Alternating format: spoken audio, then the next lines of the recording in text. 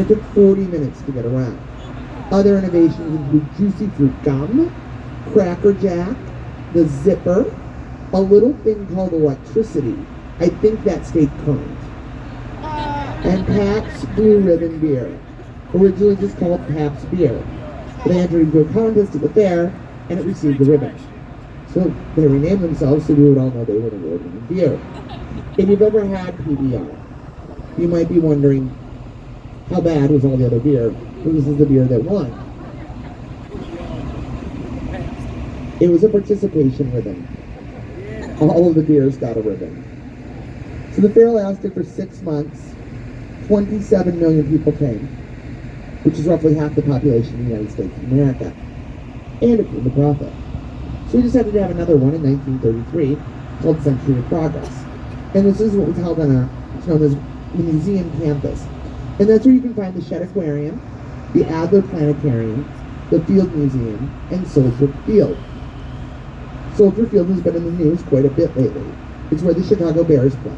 So it all started at the end of last year when the Bears announced that they were buying a racetrack in the suburb of Arlington Heights. Which people thought was a little shocking, but they've been talking about it for a little bit of time. And in fact, the very next day, the Chicago Sun-Times reran an article written in 1975 about the possibility of the Bears moving to the suburb of Arlington Heights.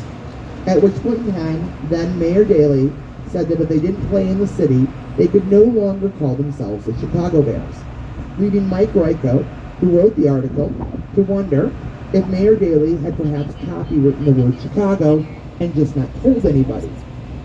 And if he did so, I like to think he did it in the middle of the night while the entire city was asleep. Now, that's all part of Grant Park. Also part of Grant Park, but not part of the museum campus, is the Art Institute of Chicago.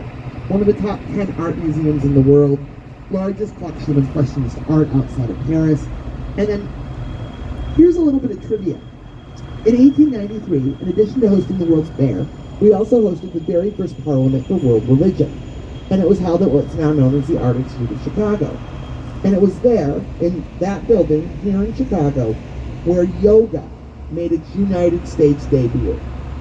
Now, I would never, ever guess Chicago, but now you know. If you go on to win Jeopardy, come back and share it with me. So we're going to head down the North Branch of the Chicago River. We're going to resume talking architecture on the right side. I'll let you know if that's not the case. But the most important thing you need to know, all these buildings that we're about to see are built over active train tracks. And building over active train tracks, well, it does introduce interesting structural engineering conundrums. Best illustrated by 150 North Riverside. You might be looking at it wondering if the architects ever even built a Lego tower. It was completed in 2017. The architects are Getcham partners. On one side of the plot of land is the river. On the other side of the plot of land, train tracks. So the most the base of the building could ever be is 40 feet wide. Now, you cannot build a very tall building on a tiny little base. Yes. But, as you can also probably tell, we're going to develop every last inch of downtown Chicago, so they figured out a way to make it work. How does it work? See these silver things? They're called I-beams. And they're made L-frame. So these silver things are called I-beams. They're made with a steel from Luxembourg. They're the strongest I-beams in the world. And they go deep, deep into bedrock. And on the top of the building, it's what's known as a mass, you can't see it, but it's called a mass damper system. It's 160,000 gallons of water in 4 containers on rollers. And if the computer indicates the wind is going too hard in one direction, it activates the damper system and sends it in the opposite direction as a counterbalance, or ballast if you will. Next to that, we have 100 North Riverside, completed in 1990. Perkins and Will are the architects. Now, Boeing bought the building in 2001. They didn't buy the land. They're on a land lease. So that means is that every year Boeing pays money to rent the land upon which the building they own is built, which is ridiculous. It's not the most ridiculous thing you're going to hear in the story today, but it's ridiculous.